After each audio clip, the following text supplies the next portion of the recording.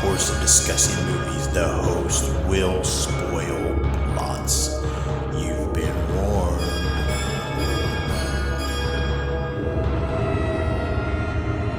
Listen to their screams.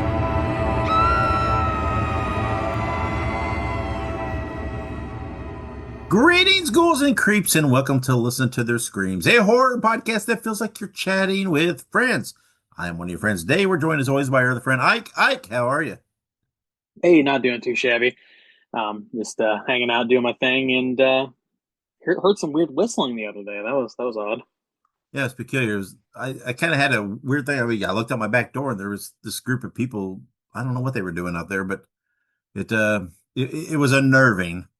But yeah, we're going to talk about the movie The Whistler today.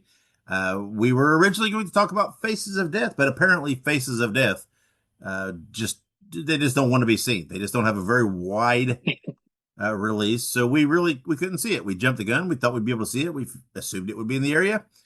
Nope. So we pivoted, and we are seeing The Whistler, or reviewing The Whistler, excuse me, which will not be out until the 17th in theaters and on video on demand. But we were able to get a screener link, so we will have a spoiler-free review. That's it, of that coming up. You know, it's almost like we haven't done this for a couple of weeks. Right. Very weird.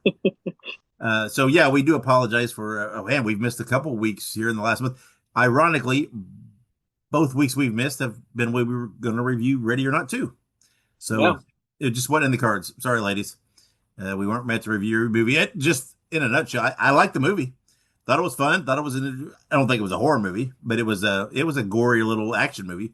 But it was fun, much like the first one. I did like it. Did enjoy it. So there, I guess that's the Dave review in his nutshell. Besides The Whistler, did you watch anything else?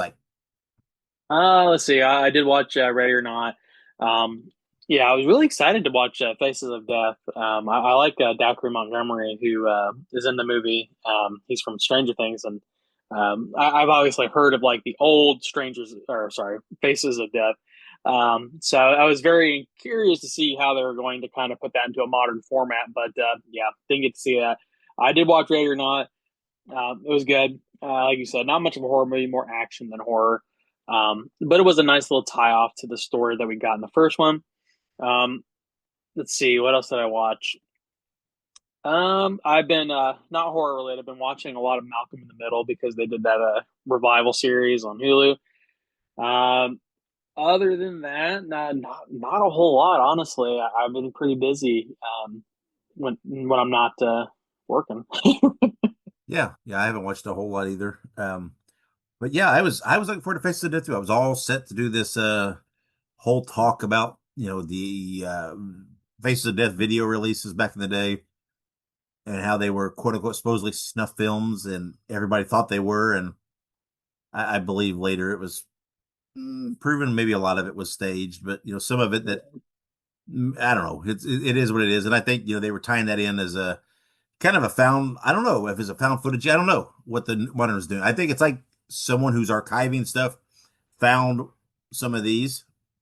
What would be like the videos of in the past, and that's how they were spinning it. So yeah, I was looking forward to it, but it is what it is. I guess we'll wait for streaming for that movie. So all right. Well then, let's take a really quick break, and when we come back, we will have news and birthday stuff. We got a ton of that stuff, so stick around.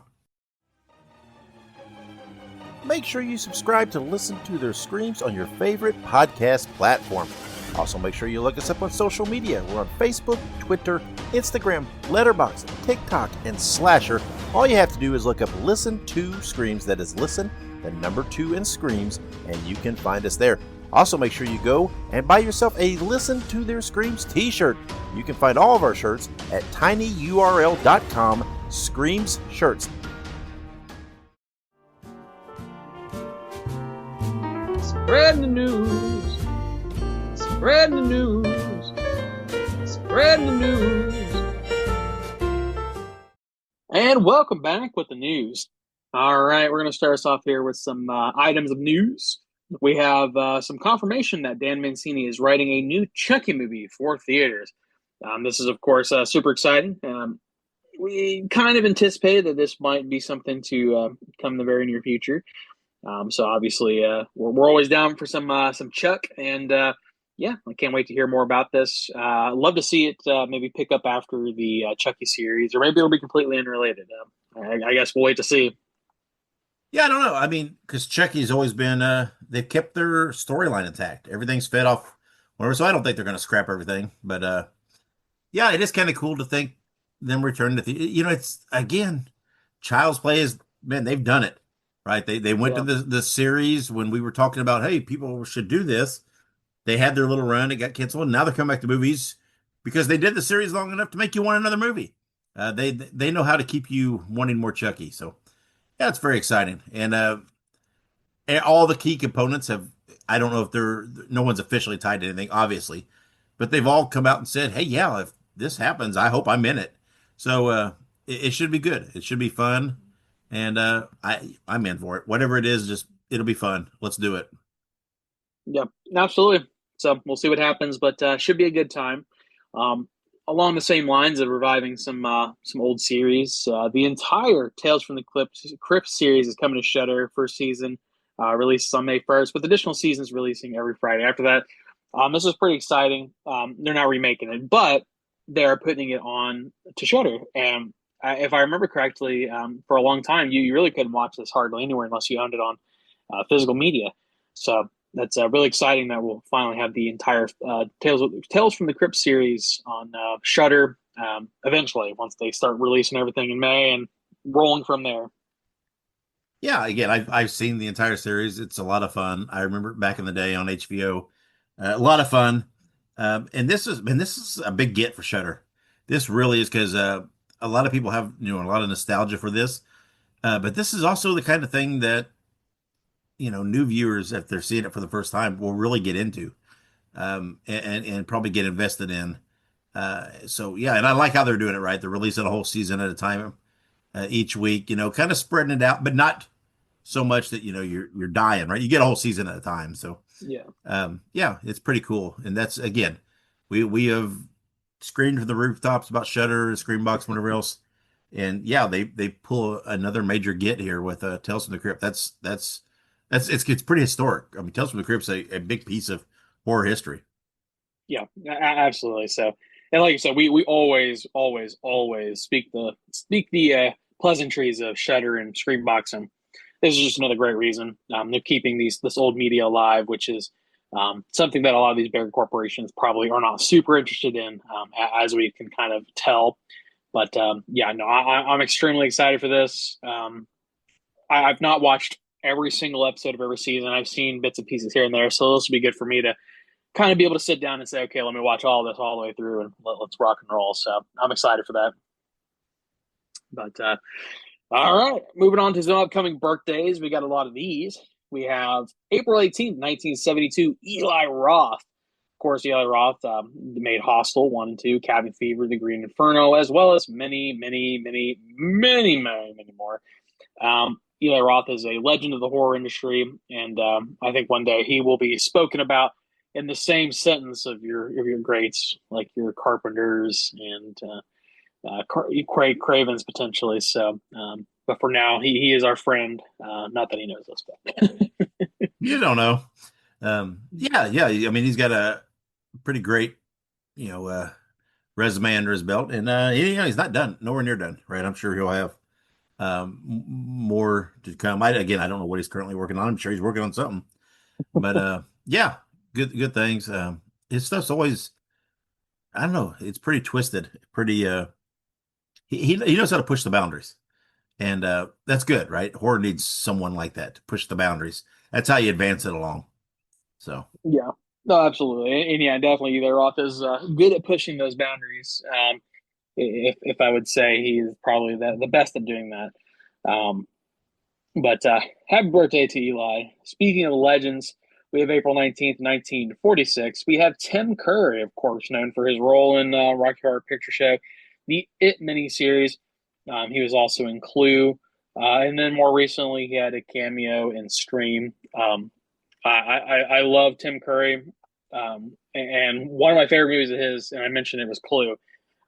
That's such a fun movie for people who've never seen it. There's like there's like Clue. You have all the different endings, all the different potential people who could have killed whoever, and like I love in the movie that they have like the ending, which is like the the canon ending, but then each character also has an ending where they all were the killer. So I love Clue. I love that movie. I just had to bring that up. Yeah, I mean, again, Tim Curry, based on Rocky Horror and it alone, is legendary. But yeah, he's done a lot of other things, and just it just seems like such a cool dude, right? It just everything you see, any clip of him, and any interaction he has with whatever fellow actors, fans, whatever it may be, just seems like such a cool dude. And yeah, he's one of those guys to me that if he's in it, I'm gonna give it a watch just because he's in it. And that's just been his whole career. But yeah, again, I mean, Rocky Horror and Pennywise, you don't get much bigger than that.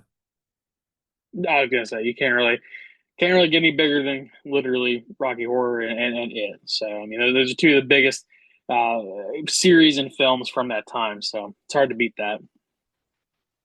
But all right, we're gonna jump now to April 20th of 1945. We have Judith O'Dea, and she is known as, or she's done more than this, I'm sure. But Yeah, Barbara from Night of the Living Dead. They're that's right. coming to get you, Barbara. Yeah, I Um, mean, iconic. it's the line, right? I mean, come on. And yeah, she's still out there. She's done some of the other of the Dead movies, I think, here and there, popped up. I don't know if they're cameos. I'm not real familiar, but yeah, I mean, and it's one of those things. No matter what she does, I mean, this will be what most of us remember, right? She was great in Night of the Living Dead, and that's the line, right? When you remember this movie, it's that line, and it's about her character. So it's you don't get any more legendary than that. Yeah, absolutely. And not to mention, this is like the OG of the Romero series. Now, obviously, this also spawned the Return of the Living Dead movies, but yeah, I mean, this is like the progenitor of all zombie movies, and she got to be a part of that, and she was fantastic. So, all right. Speaking of 420, April 20th, 1959, we have Clint Howard, of course, known for Ice Cream Man, the Halloween remake, and Terrifier 3. He's been in so much stuff. He does a lot of side roles and cameos and things like that. Um, but I believe you got to talk to him recently, didn't you? Yeah, I did. Yeah, not too long ago. So yeah, there's if you go on to the YouTube channel, there is a little piece of me talking to him. I primarily, when I interviewed him, I talked to him about Rock and Roll High School, the Ramones movie, but I could not talk about not talk about Ice Cream Man. So there is some of that in there, but and it's funny because Clint Howard, people always think of Clint Howard, right? That's Ron's brother, right? And Yeah. he's in Ron's movies, right? He's got a little bit part in Apollo 13 and blah blah blah. Dude, this dude has gone back. Clint Howard was in fucking the original Star Trek series. He was in Bonanza and all those movies as a child. I mean, he goes back so far and has so many acting credits. I mean, it is phenomenal. The hundreds of acting credits. When I was preparing to speak to him and I looked back through these, I knew about the big ones, right? I knew he was in the Gunsmoke or whichever Bonanza, whichever one. I don't know. I'm not a Western guy, but I knew he was in Star Trek. I remember that, and of course, I knew all the big stuff. But he has done so much. But on top of that, he's just such a freaking cool, laid back guy, and he just has fun, right? I'm sorry if you've not seen Ice Cream Man, you're missing out. It is a phenomenal horror movie, so good, and it really. I mean, I wish they would merchandise Ice Cream Man more. I know there's a new Ice Cream Man coming out. I don't know the ties to this one. I don't know what it is, but I want a Clint Howard Ice Cream Man figure. Man, that's great. But yeah, I love Clint Howard. He is so much fun. And he was great in Terrifier 3, right? You remember him in the bar scene with the Santa Claus and Art, and Oh he was yeah. there. Yeah, he was great, man. He was great in that. I mean, and I mentioned that to him, right? I mean, dude, you got to be killed by Art the Clown, man. That's pretty cool. And yeah, he just loves he just I don't know, man. He just loves what he does and loves acting. And I mean, his dad was an actor, his brother was an actor, and one of the biggest directors of all time. And and he's a great guy, man. He really is. But yeah, if you go look on the YouTube channel, I think a couple different clips, right? Both me talking to him about the Ramones movie, and I think I did split a separate thing just for us. I don't know, maybe not. Maybe it's just one, but it's out there. Me talking to Clint Howard about Rock and Roll High School and Ice Cream Man primarily. But yeah. And again, don't under and just do not underappreciate Clint Howard.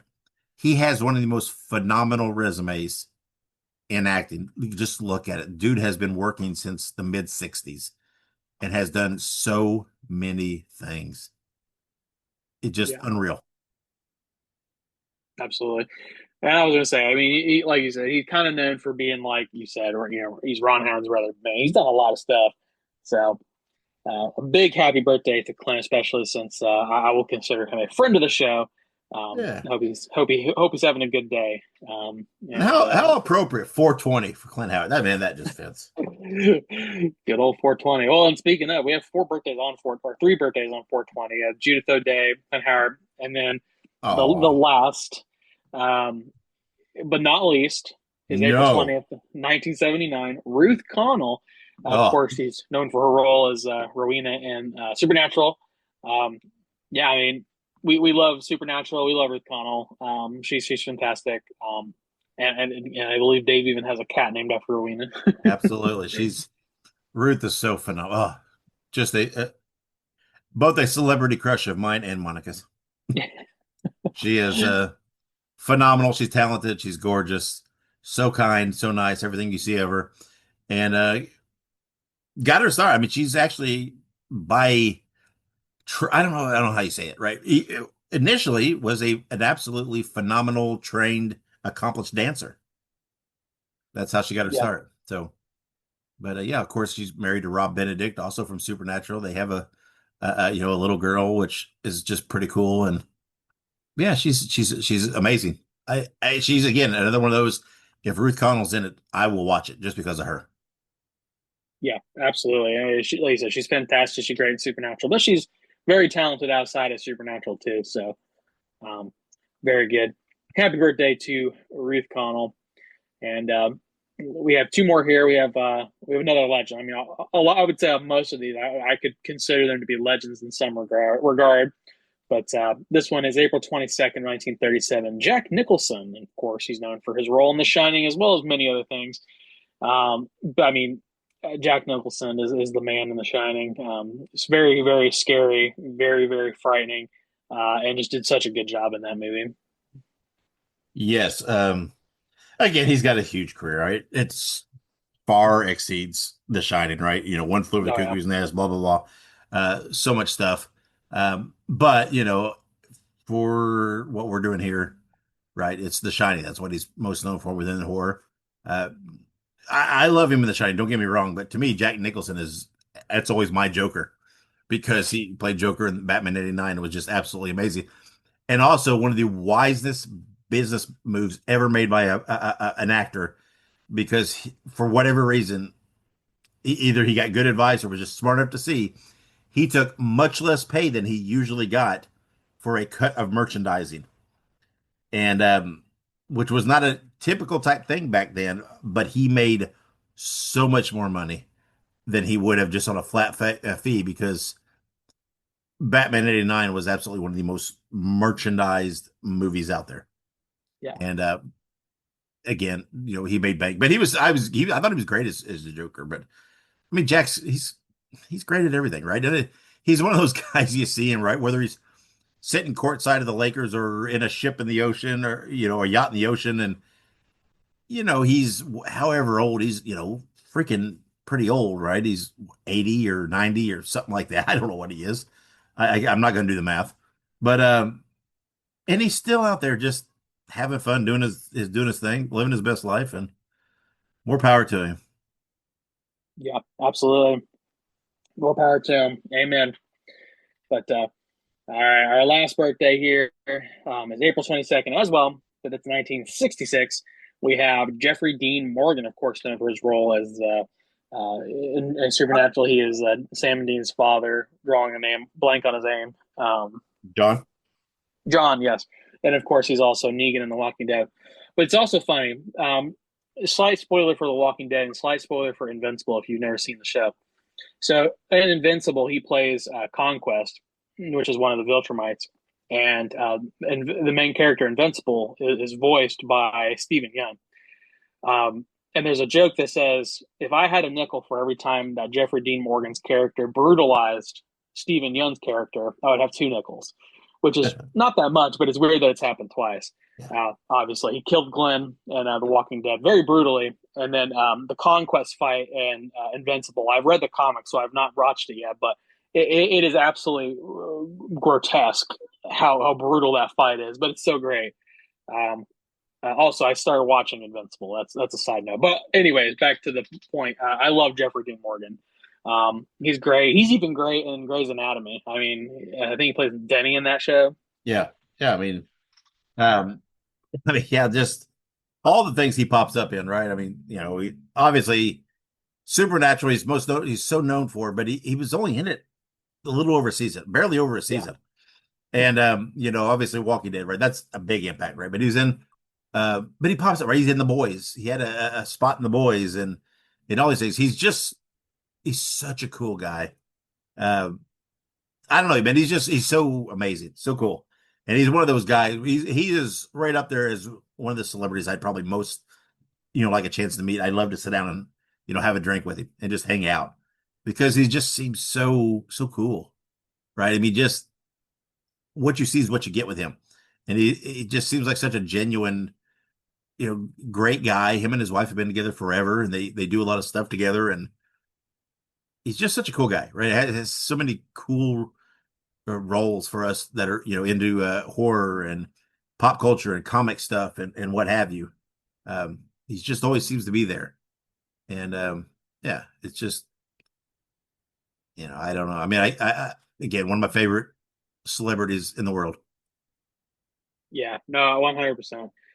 He's one of those people that like, if I see him in a movie, I'm like, that's a draw for me. Like, I'm like, oh, hey, I wonder what he's up to. I wonder what he's going to do. But yeah, I mean, he's got so much going for him. Like you said, he's got such a great personality, and it's just hard not to like, oh wow, like let's watch that movie. But no, yeah, I absolutely love Jeffrey D. Morgan, and I too hope that he is having a fantastic birthday. Obviously, it's not happened yet, but it's going to happen very soon. So And I'm sure he will. I'm sure. But all right, that's it for our birthdays. We have some upcoming anniversaries. We have some really good ones. Woo. Yeah. Um, So first things first, we have April 18th, 2025. We have Sinners. We have an entire review of this movie. We both loved Sinners. Sinners is perhaps the best movie of 2025. And I don't know. There's just something so different about this movie, and it just strikes the right nerve. It does. It literally should have been Best Picture. I'm Yeah. sorry. No offense to anybody else. I know it won some awards. I get it. Hats off, Michael B. Jordan. Totally deserved to win the Oscar, but the movie should have won. Maybe I'm biased. I don't care. It should have won. Such a phenomenal movie. I'm such a huge mark for Michael B. Jordan. I love him. He is such a talented person, such a good actor, and seems like a pretty cool dude, and very easy on the eyes to boot. So yeah, but he again this to me, yeah, probably my favorite movie of 2025, and not just horror, just in general, any movie. This was to me was the best. Should have won. Uh, if you've not seen it, shame on you. So good, so good. It's weird. It's kind of I don't know. It feels weird that it's only a year old. I don't. I guess because it's done so much and received so much praise, and I don't know. I guess it just feels like it's been out there a few more years, but no, not really. But again, it's a benchmark of horror. Yeah, no, it absolutely is, and you're 100% correct. I remember I was watching something, and they're like, "Oh, it's been a year already since Sinners came out." I'm like, "Wow!" I was like, "It really has been a year." I was like, "Holy shit!" But no, I agree. Michael B. Jordan's fantastic. I love anything he does. It's just it's weird to me. It's like with this movie, and then what was the other one? Him and Ryan Coogler. Ryan Coogler is like well known for like a handful of movies, Sinners, Creed, Black Panther. I mean, all of these movies that he's like really well known for, it's got Michael B. Jordan in it. Yeah, But I mean, I can't blame him. Ryan Coogler is great too. But I mean, I would cast Michael B. Jordan in any movie I ever made ever if I ever made a movie. yeah. I mean, they're all good, but I fucking love the Creed movies. Of course, I'm a huge Rocky fan, right? And I love the Creed movies. I mean, the third one is, I would have tweaked a few things, but man, the first couple they're great, and Yeah, they really, I don't know, and they really transitioned the whole Rocky franchise for the modern generation in a great way. But and yeah, I mean, Michael B. Jordan was great playing Apollo's son, Adonis. It was good. I mean, everything he's in is I love. yeah, same, absolutely. Cannot disagree with that one. But all right. But if you haven't seen it yet, make sure you guys go watch Sinners. I believe it is on HBO Max. And in addition to that, check out our review. Um, Fantastic movie. But we're going to jump now to April 21st of 1989. We have Pet Cemetery. Again, another great movie. Uh, Stephen King did some work on this one. Obviously, it's one of his books, and it's such a fun movie. It's got that slight disturbingness to it, especially with how they did some of the makeup and effects. And I loved it. It's a great Yeah, movie. it is right. It's great. I mean, fucking got a Ramon song on the soundtrack. Dude, it's just this like checks all the boxes for me. But yeah, it's a great movie. This is I mean, no offense to anything. I love this one more than like the remake or anything else. It's so good. That was what I was gonna say. I know you're a fan of the OG. Yeah, I don't mind the remake, but I do think the original is better. I even really like the like straight to DVD sequel, Pet Cemetery 2. yeah, Um, yeah, it has the kid from Terminator in it, Terminator 2, yeah, and it has Clancy Brown who would go on to voice Pack or not Patrick, Mr. Krabs in the SpongeBob. yeah. But Not so big on the bloodlines or whatever came out recently. Ooh. yeah, that was not super great. It was just meh. It was all right. But we have a whole review of that one too. So if anybody out there wants to We watch that do, one, we do, go we check that do. out. But speaking of movies that we reviewed, April 21st, 2023, we've got Evil Dead Rise. Um, this is very prompt because, or I should say, timely because the new Evil Dead Burn is coming out here in a few months. Um, Evil Dead Rise is fantastic. We both really love this movie. We reviewed this movie. Nearly perfect record for this film, and pretty much any Evil Dead movie. I don't think I've watched an Evil Dead movie and been like, I didn't like that movie. I think I have genuinely enjoyed every single Evil Dead movie, at least like 75% minimum of those movies. So I can't say any more than that. And I'm excited for Evil Dead Burn, which is just around the corner. Yeah, yeah. I mean, um, Evil Dead's such a peculiar franchise though, because it's like they do their thing and it's so good, and then there's like a little break, right? I mean, a little, maybe a little gap. Not they haven't been that long, but and then they start to come up with something new, whether it be this series or this new trilogy of movies, and they're right. They try to freshen it up a little or whatever it may be, and you think, ooh, what's this going to be? And then it's like, damn, it's just as good, right? It's like no matter how they approach this thing, no matter how they come at it, it's just really good. And I'm really excited by this, the rumored potential that they're going to take it all and bring it all together, Yeah, and everything else. But yeah, Evil Dead Rises, man, it's freaking great. it really was. I was gonna say I love Evil Dead Rise, and I think that Burn's gonna be even better. And then, like you said, I hope they're gonna make a nice little like wrap up with the last movie and just kind of bring everything together. I feel like that'd be really cool to see. But we'll see. I think we're a couple years away from the last movie. I think we got to get through Burn first before we get too crazy on the next one. But very good. And we have one last upcoming movie anniversary. It's April 22nd, 1935. We have Bride of Frankenstein, which weirdly enough, this is a weird connection I made. So I told you I was watching Malcolm in the Middle, and in Malcolm in the Middle, there's a woman. She's one of the moms, but she's played by famous actress Cloris Leachman, who was in Young Frankenstein in Uh-huh. 1974. Yep, Not yep. related at all to this movie, but I just thought that was a fun little connection. Yeah, well, you could say it's not related, but it is very much a spiritual successor. Young Frankenstein. First of all, Young Frankenstein uses sets from Frankenstein and Bride of Frankenstein, actual sets, the same sets, and it is very much a spiritual successor to those old. Even though it is, a lot of comedy, it's still a spiritual successor. Lots of people still put it in with the Universal movies. But again, everybody knows I love Bride of Frankenstein. I love Frankenstein. To me, there's not much better one-two punch of two movies to watch together than Frankenstein and Bride of Frankenstein.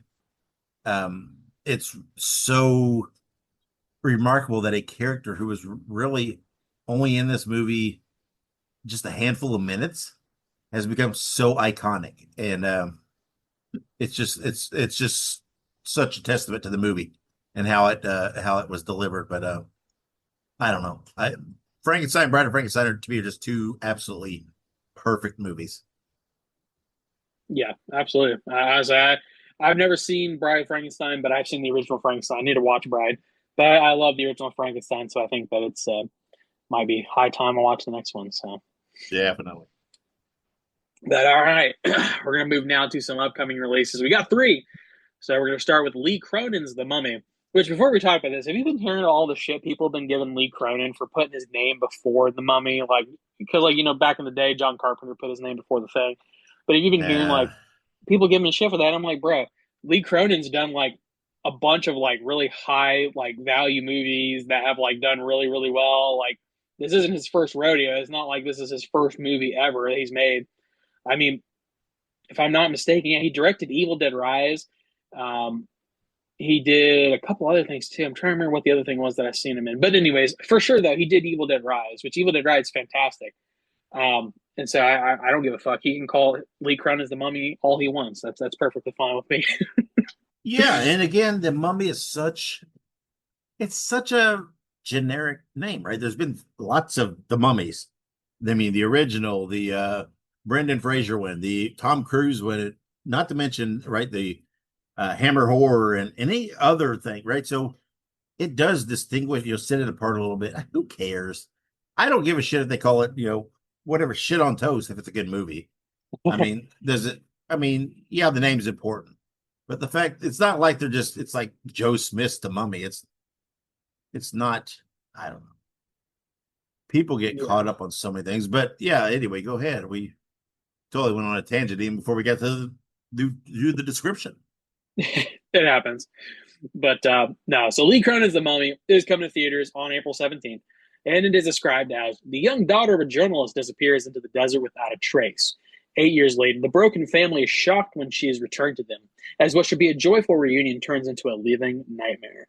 And we will review this maybe next episode. Um, I love the mummy concept. It's a fun, like, it almost seems old timey. Which, fun fact, do you know why we don't have as many mummies as we should have?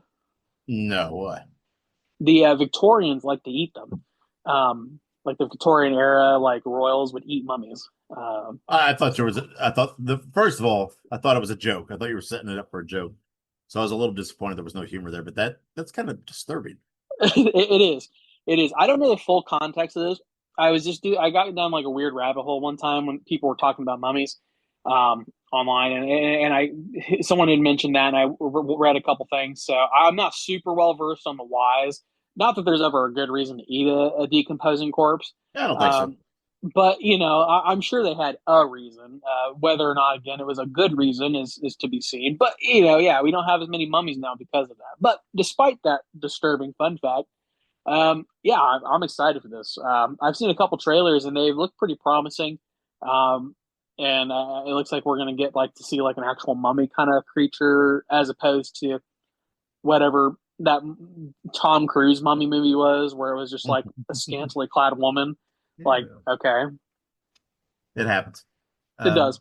Yeah, I'm down for any interpretation or whatever of one of the original monster movies, and that's what this is. And this one, though, so far gives the vibe that it is a very good modernization of the movie, right? Of the tale, and not just something that they're just slapping the name on. So I don't know, but yeah, I'm excited to see it. I love these kind of movies, and yeah, it'll be fun to see and talk about it next episode. Yep, absolutely. And then moving on from that, we have two other releases. Both of these are streaming releases, one on Shudder, one on Screambox, as we love to see. But first, we have Kenneled coming to Screambox on April 21st, and it is described as a destitute dog walker finds a wealthy client who saves him from financial ruin. But this is no ordinary dog. I'm gonna bet either it is a gimp suit man on a leash, or some sort of weird demon mutant thing. I'm kind of leaning. I'm kind of hoping for the first one. I feel like that'd make things a little more fun. Just Yeah. kidding. But no, Either way, it sounds interesting. it does. Yeah, I mean, a destitute dog walker. That's kind of like Peter Parker, destitute dog walker. I love that, and yeah, I'm all for weird shit like this. I mean, again, without things like Screambox, I won't get on a tangent. We would never see a movie called Kenneled. I think you're onto something with the name. Number one, the name Kennel, right? That kind of with that name, the fact that they point out this dog walker is destitute, right? Because so he's very hard up for money, and I mean, really, is a wealthy client going to just? I mean, they could find a normal dog walker if they need a normal dog walker, right? I mean, there's clearly something more to this, and I think they want you, yes, to believe that it's of the beast monster nature. But yeah, I don't. I think you're onto something. I don't think that's it. And I think this is going to be, I don't know, pretty twisted and pretty entertaining. And I'm very curious and looking forward to seeing it. Actually, it sounds. I think they got. It could be interesting. Could be fun. Yeah, I think so. We got some potential here. So, all right. Moving on to our other streaming release over on Shudder, and I said potential, and apparently that act like triggered Alexa's sleeper agent mode because she just came on for some reason. That's weird. There you go. Anyways, our other streaming release is Night Patrol. I'm actually really excited for this one. Night Patrol is coming to Shudder on April 17th. It is described as an LA cop discovers a local task force is hiding a secret that puts the residents of his childhood neighborhood in danger. Now, this movie has a absolutely fucking insane cast. Okay, we got Yeah. Justin Long, right? Mm-hmm. Which is great. We have a lot of folks that are getting sort of their start on this, which is great. But you also have people like CM Punk, Dermot Mm-hmm. Mulroney. Let's see who else is in this, and the main guy's name is Jermaine Fowler. Jermaine Fowler, I think he was in Judas and the Black Messiah. Have you ever seen that one? No. That that one's more of like it's about the Black Panther Party, but it has Daniel Kaluuya in it, who is from the Get Out, and it Mm-hmm. has Jesse Plemons, who's getting kind of I would say a career peak right now with all the shit he's doing with like Begonia and stuff. But no, I love this cast already. I mean, this is just an insane cast just off of those handful of names. So I'm excited for this, and it's this is not a spoiler because it's in the trailer and it's on Yeah. IMDb. So it's about vampires. It's about vampires. That's right. Which is exciting. Right? You had me at Justin Long and you had me at CM Punk. Yeah, I'd watch anything with those two in it. And then of course you throw vampires in. Fun shit. Yeah, this is again another sounds fun. And it's another one of those movies that we probably wouldn't get if it wasn't for the streaming services for Shudder and Screambox. So very cool. Absolutely. So, all right. That does it for all of our news, birthdays, anniversaries, and releases. And we're going to take a quick break. When we come back, we will have our official review of The Whistler. Stick around. This is Wrestling Nostalgia, the podcast that dives into wrestling history. Hey, wrestling fans, I'm Dave Dynasty, and if you enjoy podcasts that are knowledgeable and history-driven, then Wrestling Nostalgia is for you. With great guests and fun interviews, there are over 200 episodes in our archives. We chat with several first-time guests and often cover topics not discussed on other podcasts. Look up Wrestling Nostalgia on your favorite podcast platform and visit all of our links at linktr.ee/wrestlepod. That is linktr.ee/RASSLEPOD. And remember, wherever you go, whatever you do, be good, be safe, and keep on growing. All right, we are back. It is review time, and we are reviewing The Whistler, written by Carolina Paez, Diego Velasco, and Esteban Orozco, directed by Diego Velasco, starring Diane Guerrero, Juan Pablo Raba, and many others. This movie is due to have a limited theatrical release and a video on demand release on April 17th. I don't know how diverse either of those are. That's just the information we were given. We were sent a screener link for this, and it was kind of wild timing because we couldn't go to see or review Faces of Death, and I thought, well, hell, are we going to try for round 3 with Ready or Not 2? But no, we got to review The Whistler, and I have to say, this is a pretty fun movie. I do like movies that have a lot of roots in mythology, urban legend, I don't know what I'm trying to say, folklore type things. Were you able to do kind of any research on the background of this? Is this I think this is an Argentina thing, is that correct? So I did do some research, and there is so let me start by saying this: the Whistler is a South American legend. It's from the Los Llanos region of Venezuela and Colombia. Sure. And now there's other versions of this as well. So keep in mind that, like, just like every lore or like mythos or creature tale, the Whistler is not only from this area. There are other creatures that whistle and things like that from other areas, kind of like how the Sasquatch and Bigfoot and the Yeti are kind of all the same thing. The skunk ape from down here in Pensacola, Florida. That's our local cryptid, by the way. But anyways, the Whistler, or Sibion, is basically, it's a South American legend. He is either a child who was a spoiled brat and killed his father in rage, or he is a child who killed his father but protected his mother. And for some reason, whatever reason, he killed his father. And as punishment, he was basically cast out. His punishment could have been anything from being whipped to being tarred and feathered to being covered in alcohol and sent out to be hunted down by wolves. There's all kinds of lore around his punishment. But essentially, he did something wrong. He was then punished. He was then made into mythos, where he very specifically, on a musical scale, would whistle in a D to G tone. It is a very deceptive and chilling faint whistle. And if you hear him really close, that means, or if you hear a faint whistle, that means he's really close. But if you hear a loud whistle, that means he's far away. So the quieter the whistle is, the closer he is to you. His appearance is often an extremely thin, towering figure wearing a ragged straw hat. Sometimes he sits in trees. Sometimes he carries a sack of bones, often believed to be his father's. And he oftentimes preys on drunkards, womanizers, and travelers. So basically, most of the time, evil people, it seems like. And but basically, you can drive him off with the sound of a dog's bark, a chili pepper, or the sound of a whip. So yeah, lots of lore about this guy. I mean, lots of really cool lore. I did a real deep dive and I watched a couple videos. So Yeah, interesting. I've heard of different things, with the whistling and stuff, but not this specific one. Same. Yeah. So, yeah, interesting.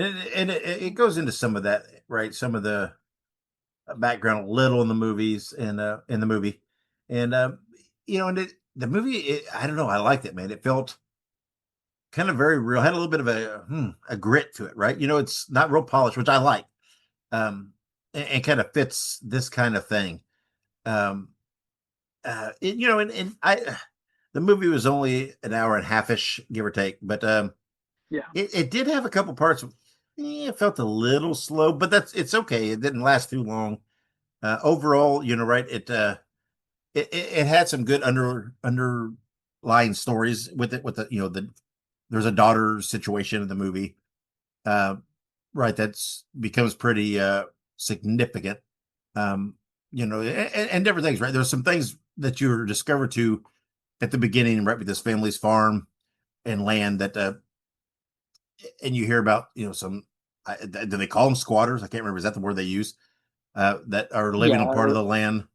And it's almost like at the beginning you don't think a lot of it, but then it becomes pretty important to the movie and stuff. But it's they don't have a lot of wasted action in the movie, right? It's pretty much anything they introduce or mention ties pretty firmly into the main story, and all comes together. So and I have to say we get a lot of screeners of varying qualities and different things, and no disrespect to anybody, because I admire anybody's passion and creativity and efforts, and I know it's a lot of work to do this, even if you have a low budget, probably especially if you have a low budget.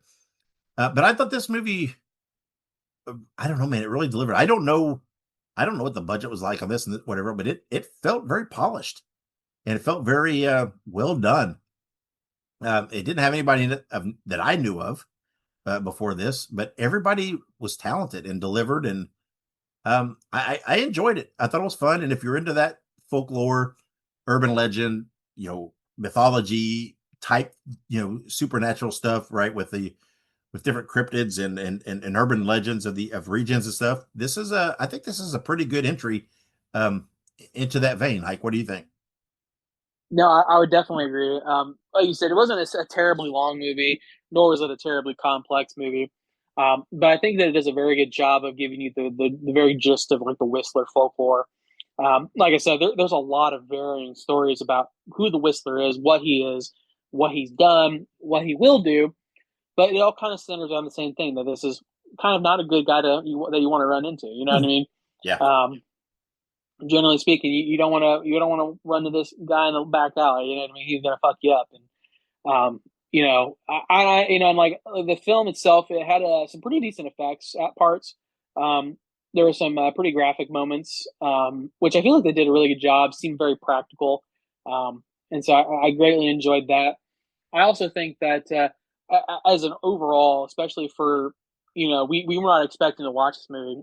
I was definitely pleasantly surprised by what we got, and I feel like again it did a pretty good job of telling the gist of the folklore. It also does a very good job of mixing both the English and Spanish language.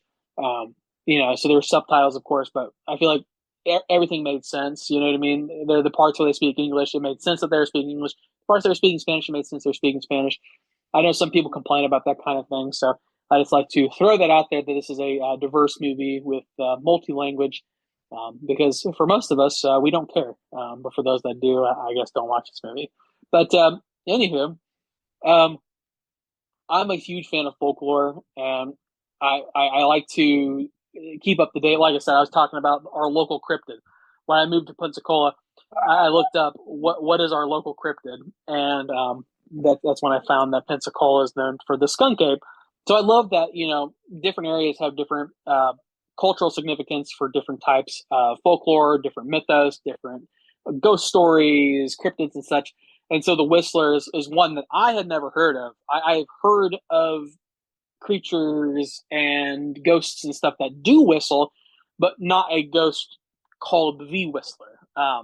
So that was a very interesting thing to learn about, and it really sent me down a rabbit hole. I watched like 4 videos on YouTube about it from different people who were from the region, and then of course I did a Google search and read the good old Wikipedia and whatnot. But no, I quite enjoyed the movie. It gave me a fun little thing that now I know what the Whistler is, and I'm excited to share that with other people. Yeah, and again, it was just it was a fun movie, right? It's weird because we got this right. We get a lot of these come through, and this one came through. Oh, if you want a screener link, let us know. And I was like, oh, what the hell? We probably won't review it. We don't need to review it, but we might want to watch it. It looks decent, interesting. And then lo and behold, here we are. It just worked out. We needed a review, and I'm glad we did. I think this was worthy of a review and worthy. I was going to watch it either way, but I think this was very worthy of an episode to review. So, Yeah, absolutely. all right, let's review this. Um, Let me see. I'll go first. Man, Um, you know what? Oof, I think I'm just gonna have to stick with a straight three, right in the middle, because it was fun. It's like I almost want to give it a 3.5 because it's slightly, but I think I'll hold. Knowing some of the movies I've given 3.5, and it's no disrespect. I don't know if this movie's quite to that, but it is a very solid movie, especially if you enjoy this kind of movie. Very fun for me, at least, and I think it's very worthy of just a three. So, Ike, what do you think? No, I 100% agree. Obviously nothing against the movie. It was a fun movie. I would rewatch it. But it doesn't do anything that a normal ghost story or a similar lore story would tell. Like for instance, the Curse of Llorona, any of the, Conjuring-esque movies, Insidious, The Exorcist. The story of an evil spirit or an angry spirit or a spirit that does harm to those who get in its way is a tale as old as time itself, And typically, what causes a movie about that kind of a spirit to really stand out is when either the actors go really above and beyond, or the effects are really above and beyond, or the story really above and beyond. But I feel like this is just kind of a standard ghost story, and that's not a bad thing because we need movies like this. And without this movie, I'd have no idea who the Whistler is. So, straight 3 out of 5 for me as well. Fun movie. But like you said, we rate some other movies at 3.5, 4, and I do not know if this is quite up to that par of those movies. Yeah. But yeah, this is definitely though a movie I would recommend if, especially if someone's into this kind of thing. I think it's not one of your typicals, right? That it's not a Thin Man, Jersey Devil, whatever, that you see 50 million, or Yeah, Slender Man or whatever, that you see 50 million movies on. This is unique, a little different. Maybe there's been, I'm sure there's been some similar, but this one has a very authentic feel to it. So anybody that's into these kind of movies, I would definitely advise you to watch it. Again, limited theatrical release on April 17th, and I believe a same day video on demand release. So check it out when it comes out. Next episode, like we said earlier, we are reviewing Lee Cronin's The Mummy, not to be confused with any of the other mummies out there. And if you have a problem with Lee Cronin putting his name on there, just suck it. I'm going to absolutely say Lee Cronin's The Mummy every time I talk about this movie. So next movie we are reviewing Lee Cronin's The Mummy. In case you missed it, it's Lee Cronin's The Mummy. So don't be so petty and worry about that. Anyway, we are reviewing that next episode. We would like to say thank you to our wives and then all of you listeners and followers for all of your support. Speaking of support, the best way that you can, well, there's two ways that you can support us. Number one, subscribe to us on social media. We're on any platform. Just search for to listen to their screams or listen the number 2 and screams. Be out there, interact with us. That's probably one of the, if not the best, one of the best ways to support us.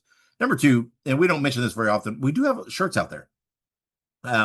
We do sell them, right? People do go out and buy them. We just, had somebody recently buy some, and for the first time, someone ordered a sticker. Very cool. I'd like to know who that was, and I'd like to know where you're going to put the sticker. I'm just curious. I just want to know first sticker we've sold. So yeah, we have different shirts out there, different styles, and each style has a multitude of colors you can choose and styles you can choose. So lots of variety out there. Go check it out. If you go to all of our links, there's easy click links to get you to your shirts. If you look at all of our recent promo materials, all of our new profile pictures and header pictures, everything else, we have completely refreshed and revamped everything and updated it to current pictures of us wearing our shirts because we feel it's time that we promote us. And of course, we've got a multitude of horror shirts. No offense to any of that, but within our promo materials, we should wear our shirts. So there you have it. So that's an example of the shirt. Again, you can get it in a multitude of colors and styles, and we have other designs as well, not just the our logo. So go check that out. Again, there is a link in the show notes if you just want to click and go. And that's a great way financially to support us. Helps pay for the the hosting and for the broadcast and all that kind of stuff. Everything else. So we do it for the love of the game, but it doesn't hurt if you defer some of our costs by ordering some shirts. Cool. And again, they're cool. They're cool shirts, very comfortable, very stylish. Whatever. They very durable. I like my shirt. I think it fucking kicks ass, and I'm not just biased, but maybe I am, but who knows? So anyway, enough about the shirts. Before we close out, anything you want to add? Oh man, just same old. Make sure you go out and support horror this weekend. Obviously, we got the horror movie in theaters, Lee Cronin's The Mummy. If you don't like that, get fucked. I'm just kidding. But and also Shudder and Screambox have some great stuff. And I recently canceled my Netflix subscription. Man, they Really? they raised prices again. Um, Oh, and the ad tier, man, the ad tier, that some bitch, they just cram those ads in there. Like literally, it just feels like I'm just like swimming through a sea of ads just to watch 5 seconds of an episode. Um, but no, Shutting and Screenbox, they don't do that. And knowing my luck, they're going to turn around and start doing that. But for right now, they don't do ads, and I got to give them big props for that, big ups for the no ads, and forever will love them for that. So basically, what I'm getting at is fuck Netflix and go Shutter and Screenbox. that's right. And they're very affordable Very compared to affordable. all the other services. They're very affordable. And again, if I mean, you're listening to this, you're clearly a horror fan. If not, I'm not sure what you're doing, but that's cool. We still appreciate your listen, I guess.